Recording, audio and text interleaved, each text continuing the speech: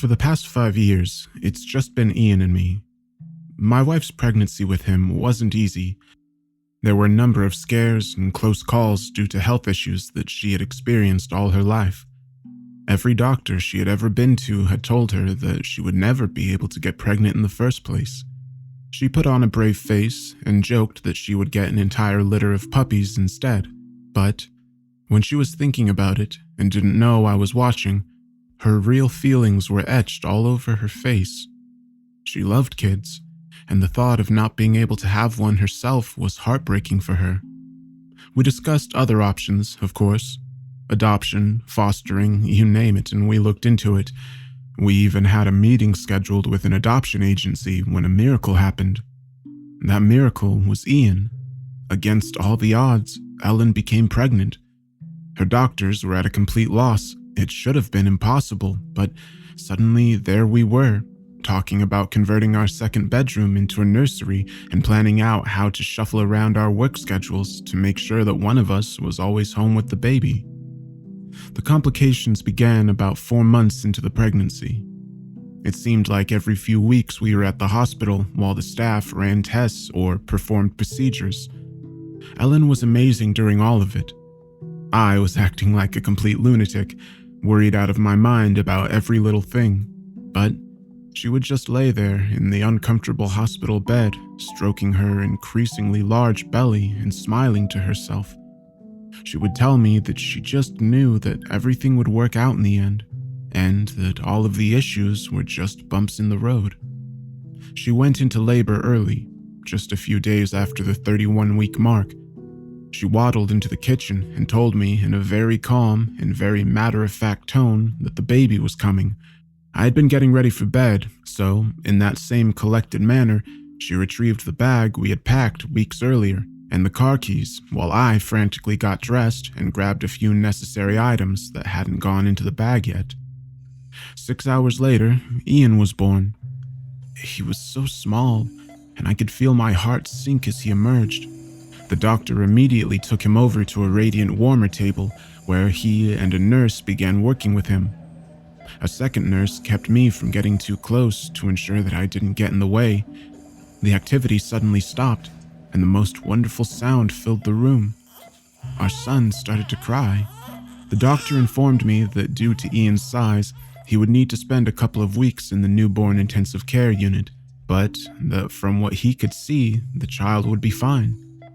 I remember feeling so relieved that I had to put a hand on the bed's footboard to steady myself. My fingers had just touched the plastic when the alarm on Ellen's monitor went off. Ian and I lost her in less than an hour. It wasn't anything that the hospital staff did wrong, and it wasn't anything that could have been prevented. The stress of the labor and birth had been too much for her, and she suffered massive hemorrhaging. The staff did their absolute best to save her. It just wasn't possible. She never even got to hold Ian before she was gone. I never got a chance to mourn her. I was now a single parent, and all that mattered was that tiny little baby in the NICU. The next few weeks were spent going to work, getting through my shift, and immediately returning to the hospital to sit with Ian all night before doing it all over again. Shortly before he was released, I secured a position with a new company. It paid less, but it allowed me to work from home. Without much of a family support system, I needed to be there for him at all times. After all, it was just me and him now. I wished so much that Ellen could see this incredible child that we made together. He's loving, energetic, frustrating, confounding, and so much more. He's everything that we could have hoped for. He also has a very vivid imagination for his age, which is partly why I didn't believe him when he first told me that he was being visited by something during the night. It took a while to get to this point, but we've settled into a routine each evening. We have dinner together, spend about an hour running around outside if the weather is nice, or playing inside if it isn't. Ian gets his bath, and then he lays down to sleep for the night. This routine is supposed to be finished around 8 o'clock each night, but if you have kids, you know that no routine is foolproof. On the first night that he was visited, I didn't manage to get him wrangled into bed until almost 9. I was catching up on work at my desk when I heard Ian yell for me. I'm ashamed to admit that my first reaction was to feel irritated. Normally, when he called out like that, it was to try to get one last drink of water or to tell me that he isn't tired and can't go to sleep. That would happen at least twice a week. I said that I have an incredible child, not one that wasn't prone to the usual 4-year-old tendencies. When he immediately cried out a second time, though, I stood up and pushed my chair back so hard that it tipped over. There was panic in his voice. I hurried up the short flight of stairs to the second floor and flung his door open, my hands immediately going for the light switch. Ian was sitting in his bed with tears streaming down his face. The left leg of his pajama pants was pulled up and his hands were pressed down on his skin. The sheets and comforter from his bed were laying on the floor. His pillow was hanging halfway off the mattress. I hurried over to him and knelt down next to his bed, putting down the safety rail as I did so. He immediately flung his arms around my neck and started crying harder. I pried him off of me and held him in my lap to allow him to catch his breath. We sat there for a long time, him crying and sniffing loudly, with me gently stroking his hair and telling him that everything was all right. When he finally calmed down, I sat him on the edge of his bed and took his hands away from his leg. There were 3 long scratches running down it. They weren't deep, but there were a few tiny beads of blood. I gently asked him what happened. He remained silent. I asked him again, and this time he lifted his head to look me in the eyes. Nighty hurt me, he told me in a tiny voice. I looked back at him in confusion. I don't know what I had expected him to say, but it certainly hadn't been that. Nighty night? I asked softly. Like what I tell you at night before you go to sleep? Nighty, Ian repeated, more forcefully this time. He scratched me like the bad cat did. Just after his 3rd birthday, he had been scratched by a neighbor's kitten while trying to play with it. The claws had even punctured the skin, but the incident had stuck with him. I'm sorry, big guy, I don't understand. Are you saying that Nighty Night is a cat? No cat. Nighty is a monster, Daddy. He hurt me. I looked back down at the scratches. They were obviously real, but just as obviously, they hadn't been caused by any monster. Something else had happened. I want to make it clear that I never thought for a second that Ian was lying to me. Sure, he was prone to the occasional fib, just like any young child was, but he never lied to me about important things. Besides, he was too scared to be making up a story. Scooping Ian into my arms, I carried him into the bathroom and got the first aid kit out of the cabinet. As I sat down on the toilet and maneuvered him onto my lap, I mentally slapped my forehead. For the past few nights, I had forgotten to trim his fingernails when I had given him his bath. He must have scratched himself in his sleep. It hadn't woken him up, and his still half-asleep mind must have interpreted the whole thing as a monster attacking him. I quickly bandaged the scratches before trimming his nails with a small silver clipper. He had calmed down by that point, and I gave him a hug before carrying him back to his room. When I went to put him down in bed, however, he held on to me so tightly that I nearly tipped forward. He absolutely refused to sleep in his bed that night. We ended up falling asleep together on the couch downstairs, and by the time the sun was up, he was back to his usual self. The events of the previous night seemed to be forgotten. It was Saturday, and because I didn't have to work the weekends, I took Ian to a local state park. We spent the entire day playing on the playground and splashing around in the lake. By the time we left the park and headed home, we were both exhausted. He fell asleep in the car seat just a few minutes away from the house. I carried him inside and up to his bed. He remained passed out through the entire process. I planned to let him sleep for an hour or so. He still needed to eat dinner, and I knew that if he napped for too long, it would be almost impossible to get him down that night. I kicked off my shoes and flopped down in a chair to enjoy the momentary silence. That silence didn't last long. It was shattered by Ian screaming. It wasn't a yelp or crying out like he had been the previous night. It was a full scream, one filled with pain and terror. I yelled his name as I leapt up the stairs and burst into his room. Ian was seated on the floor, his thumb in his mouth and his eyes watery. He was rocking back and forth slowly. He looked up at me with a blank expression, as if he knew that I was there, but my presence didn't mean anything to him. I picked him up, and as I did so, I felt something warm and wet on my hand. I pulled away from his back and saw that there was blood on my fingers. Just as I had the night before, I carried him into the bathroom and turned on the light. I immediately saw his back reflecting off the mirror over the sink, and I felt like ice was pouring into my veins. Pieces of his shirt were torn away, and the shreds that remained were red with blood. I sat Ian on the counter and lifted the shirt up over his head. He was unresponsive during the entire process, and the part of me that was still thinking clearly wondered if he was in shock. On his back were 3 cuts, each of them spaced roughly the same distance as the scratches on his leg. These were much deeper than those, though, and they were bleeding freely. I bandaged them as fast as I could before taking him downstairs and back out to the car. The cuts were too much for my basic first aid skills. He needed a doctor. The drive to the hospital was torture. I padded his car seat as much as I could with a blanket to try to take pressure off his back, but he started screaming in pain before we got very far.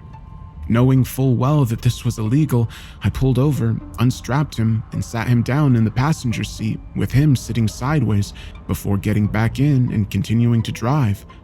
Maybe that was the wrong call. I honestly don't know. All that I know is that I couldn't stand for him to be in agony like that. The nurse behind the emergency room desk immediately waved us through the door when she saw Ian's back through the window. She ran off to get a doctor, while I carefully sat him down on a nearby gurney. I hugged him as best I could without touching his back and told him everything was going to be okay. "I know it hurts, little man, but I have to ask you something," I told him, giving him a reassuring smile. "What happened?" Nighty night. He replied immediately in a matter-of-fact voice. Nighty night hurt me. I didn't have time to question him further. The doctor arrived, and she took one look at Ian's back before telling a nurse to wheel him into a nearby examination room. I went to follow, but the doctor told me that she thought it would be best if I waited outside. Her eyes were looking past me as she spoke, and when I glanced over my shoulder, I saw that she was looking at a security guard standing at the far end of the hallway. If I had been thinking straight, I would have understood what was happening, but at the time, I was too worried about Ian to figure out what the look meant. The doctor went into the examination room as the nurse came back out. She put her hand on my arm and gently led me away from the door. I protested, of course, but she made it clear that I had to come with her and answer some questions before I would be able to see Ian. She started by asking me if there were any pets or animals in the house, to which I replied that there weren't. She then asked if we had been with anyone else when his injuries occurred. When I told her that we hadn't, she followed up by inquiring if I had been drinking that day. That was the moment I started catching on. The hospital staff was trying to determine if I had been the one that hurt my son. At some point during the conversation, a man in a gray suit entered the hallway and came to a stop next to us. He introduced himself as a social worker, and he stated that it was his job to make sure that Ian was safe and got the best care possible. He asked his own set of questions, and I answered them as best I could, but I was sure that he wasn't really believing me. It didn't help that I couldn't tell what had happened because I had no idea myself. Sometime later, the doctor came back out of the room and informed me that while one of the cuts had been shallow enough to bandage, the other 2 had required stitches. To say that I was irate was an understatement. I wasn't upset that she had done what was medically necessary. I was angry that I had been kept out of the room the entire time, instead of being in there to comfort him during the process. She stood there calmly as I yelled, and once I had said my piece and was winding down, she told me that she was recommending that Ian stay at the hospital overnight for observation. After taking a deep breath, I asked as calmly as I could if I would be able to stay with him. She didn't answer, but the social worker did. He told me, in a clearly practiced tone, that due to the nature of the injuries, he was going to take Ian into his custody for the night while he worked to determine the nature of the injuries. His tone might have been pleasant and measured, but the implication behind his words was very clear. "You think that I hurt Ian?" I said, fighting back a second wave of anger. "I would never hurt my son. If you think for a second that I'm gonna let you, that's enough." The social worker snapped, cutting me off. "You need to stop right there. I haven't made a determination one way or another if I think you did this. I will say that I've met a lot of abusive fathers in my time, and you don't strike me as one of them. I have policies and protocols that I have to follow, though. What's best for everyone involved is if you go home for the night, get some sleep, and let me do my job so that we can get this put behind us." He had me caught off guard. I stared at him for a long moment before nodding once. Anything I did other than what he told me to would only jeopardize my situation, and even though the thought of being apart from Ian for a night made me sick, the thought of him being taken away permanently was much worse. I nodded again, and he patted me on the arm. He told me to come back in the morning and to ask for him at the desk before turning to go into the examination room. As the door opened, I clearly heard Ian call out for me. I left the hospital feeling as if my entire world was burning before my eyes. I went home and immediately marched up to Ian's room. I was determined to figure out what had happened to him. The scratches on his leg could have been explained away by him causing them in his sleep, but the cuts on his back were another matter. He couldn't have reached that area of his body. Even if he could, there was no way he could have made markings that deep. Something else had happened. I tore apart his room looking for answers. A loose screw or nail he had leaned up against, a broken piece of bed that I hadn't noticed, a toy with something protruding, anything. I examined every inch of the room from top to bottom. I came up empty. There was nothing that I could find that could have caused his injuries. Defeated, I leaned up against the wall and slid down to the floor. Something caught my eye, and I reached over to pick up a small stuffed duck. Its yellow cloth had faded, and overall it looked a bit worse for wear, but I could still easily identify it as the first toy Ellen had bought for Ian. It had been right after he had found out that she was pregnant. She had named it Mr. Quackers, an absurd name for an absurd-looking duck. The events of the day caught up with me, and I started to nod off. I felt my eyelids growing heavier with each heartbeat. This was good, I reasoned. I would get some sleep, then be at the hospital the moment the sun began to rise. That was when I saw the creature standing in the corner of the room. One moment there was nothing there, and the next, there it was. Its extremely tall, gray body bent over as it pushed up against the ceiling. Its limbs were extremely long and thin for the creature's size. 2 arms ended in 3 needle-like fingers that had to have extended at least 3 feet from the hands. Stretched out on its elongated neck was its face, its lips, dry and cracked and missing entire chunks in some places, were pulled back into an eternal grin that exposed its oversized white teeth. The lidless eyes were black in the center, and the areas that on a person would have been white were the dried yellow color of old parchment. Dark ichor that had pooled in its jaws slowly dripped onto the floor as it watched me. Nighty night. The creature rasped out. My entire body jumped as I snapped back to full consciousness. The creature was gone again, with no trace that it had ever been there in the first place. The spots where the ichor had splattered on the floor had vanished. I sat there on the floor, alone in the room with my pulse racing and my breath coming in short gasps. I could have attempted to rationalize what I had seen. It probably would have been easy enough to convince myself that I had imagined it, that it was a trick of the light, that my nearly unconscious mind had twisted into a horrifying vision. That was a perfectly rational explanation. The problem was that I had seen it. I knew that it had been real. There was no question about it in my mind. It was impossible, but I was sure that it had been occupying the corner of the room across from me seconds earlier. My breath slowed, and my panic was slowly replaced by nausea as the realization came to me. Ian had also seen this creature. It had stood over my 4-year-old son with that nightmarish face. It had then proceeded to hurt him. Not once, but twice. If I was this scared, I couldn't fathom how frightened he had been. Nighty Night.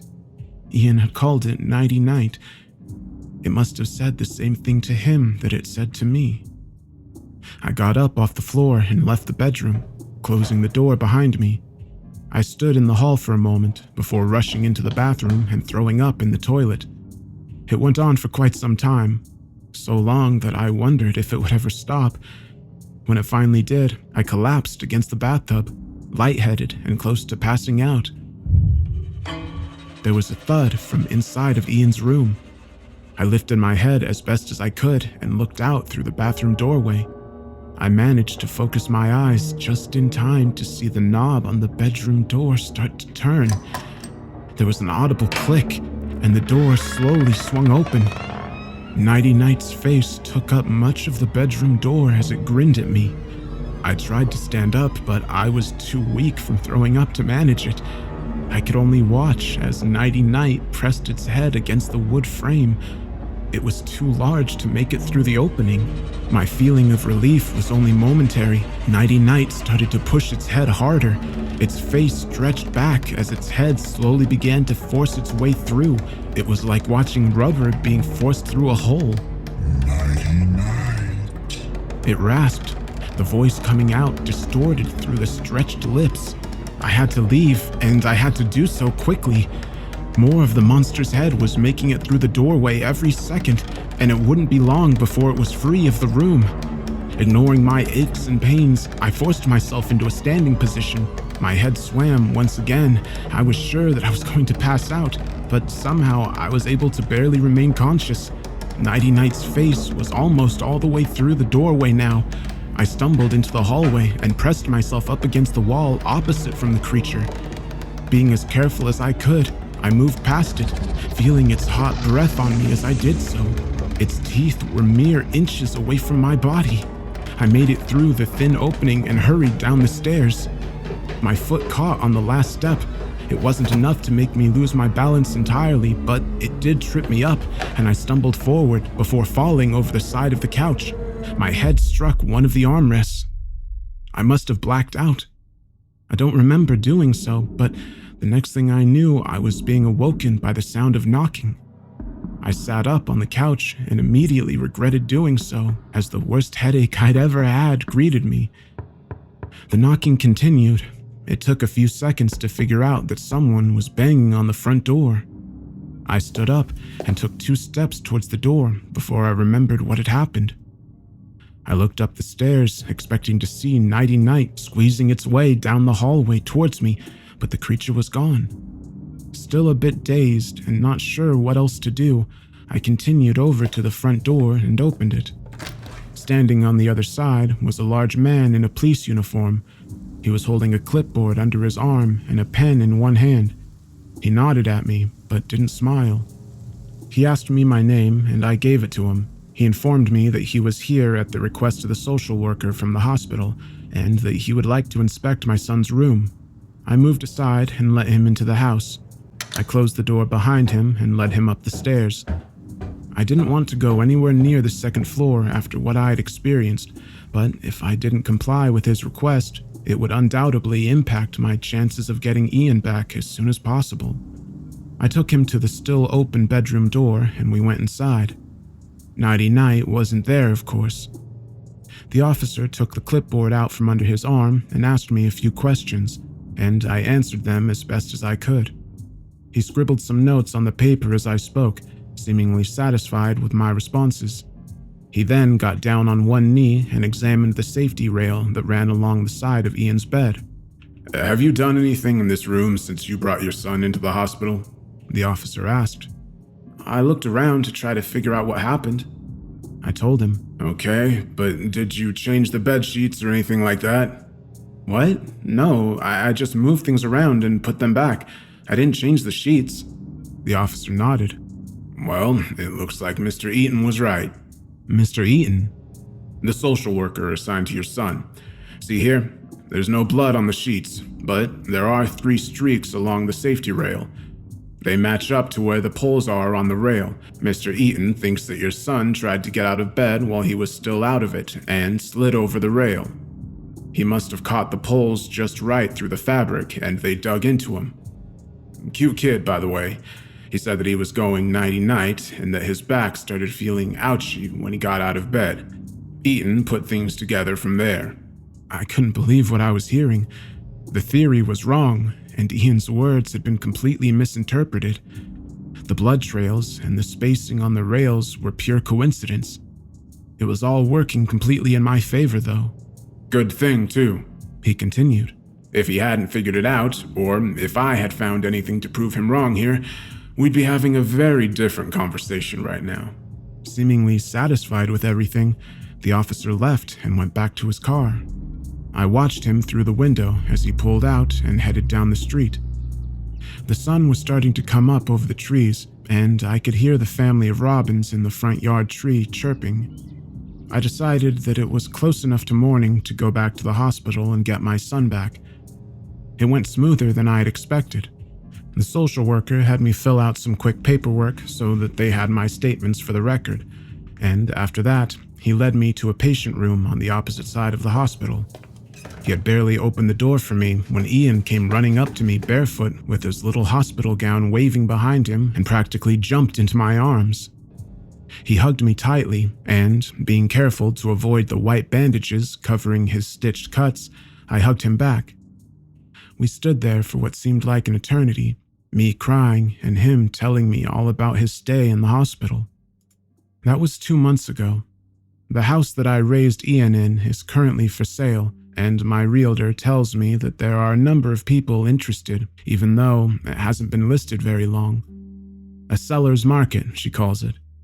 I've only been back twice since that night, once to pick up our clothes and other necessary items, and once to pack the remainder of our belongings and put them into storage. Both times were during the middle of the day, and each time I made arrangements for Ian to stay with someone instead of accompanying me. We've been living at a hotel on the other side of town. My long-term plan is for us to move far away, possibly all the way to the coast. I want to put as much distance between us and this place as possible.